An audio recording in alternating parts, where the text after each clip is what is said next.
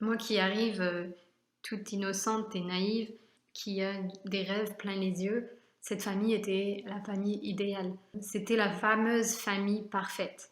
Belle maison, belle voiture, la carrière, ils étaient cultivés, les enfants étaient cultivés. La mère était pour moi un modèle. C'est vrai que à cette époque, j'avais pas vraiment de repères et pas vraiment de modèle. Ayant grandi sans mes parents, j'étais en recherche de modèles. Et cette femme, je la considérais un peu comme une mère et comme le modèle à suivre. C'était une femme de pouvoir qui avait réussi dans sa carrière, qui avait fait de longues études. Voilà, c'était la famille parfaite, famille égalitaire, féministe et couronnée de succès. C'était donc mon nouveau but. Cependant, semaine après semaine, c'est vrai que je commençais à réaliser que cette famille n'était pas si parfaite que ça. En vivant avec eux, petit à petit, j'ai commencé à voir l'envers du décor. Je n'étais plus au devant de la scène, mais derrière les rideaux. Et la réalité était beaucoup moins belle que le devant. Moi qui avais toujours rêvé d'une famille unie, qui partage des repas ensemble dans une table bien remplie avec des discussions et des rires, cette famille était tout le contraire. Des ambiances très froides. Personne ne mangeait ensemble, les parents étaient sur leur téléphone, les enfants mangeaient dans une autre pièce. Je ne ressentais aucun amour entre eux et, et les enfants étaient éduqués par l'école ou par moi, car la plupart du temps ils étaient avec moi. Cette ambiance me mettait très mal à l'aise. La mère était très féministe. Elle avait d'ailleurs beaucoup de traits de caractère masculin et n'avait pas vraiment une attitude de mère attendrissante et agréable, même avec ses enfants et son mari. Ce que je trouvais assez étrange car une famille pour moi était censée représenter l'amour des parents. J'ai compris avec le temps qu'elle s'était adoptée des traits masculins pour réussir dans sa vie professionnelle, qui a d'ailleurs très bien marché. Mais le problème, c'est que dans sa vie personnelle, elle restait la même personne. Leur relation de couple était toujours une compétition, surtout pour la mère, qui faisait toujours savoir qu'elle était meilleure que son mari, dans tous les domaines, même les plus futiles. Elle était d'ailleurs très méprisante envers son mari et aussi très irrespectueuse. Quant au mari, lui, était tout le contraire.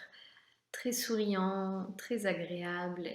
Il ne lui parlait d'ailleurs jamais mal et il lui laissait toujours avoir le dernier mot. Je ressentais aussi une peur chez lui, comme s'il savait qu'à tout moment elle pouvait se retourner contre lui. Je n'avais pas l'impression qu'il se faisait confiance entre eux en fait. Donc, comme vous le savez, en Californie, les divorces sont catastrophiques pour les hommes. Les femmes ont le droit à tout, enfants et biens.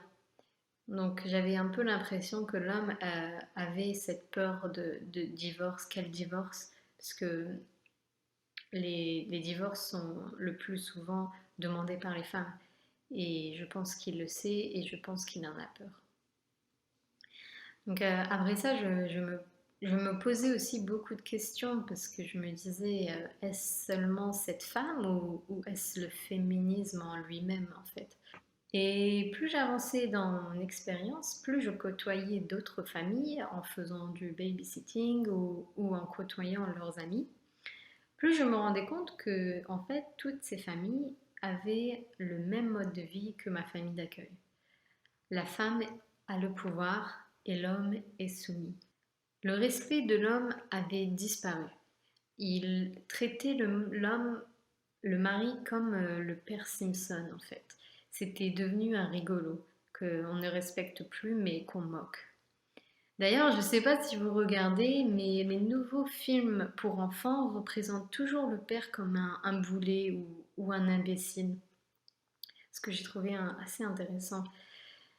Les femmes comme les enfants ne respectent plus le père. Plus de père, plus d'ordre.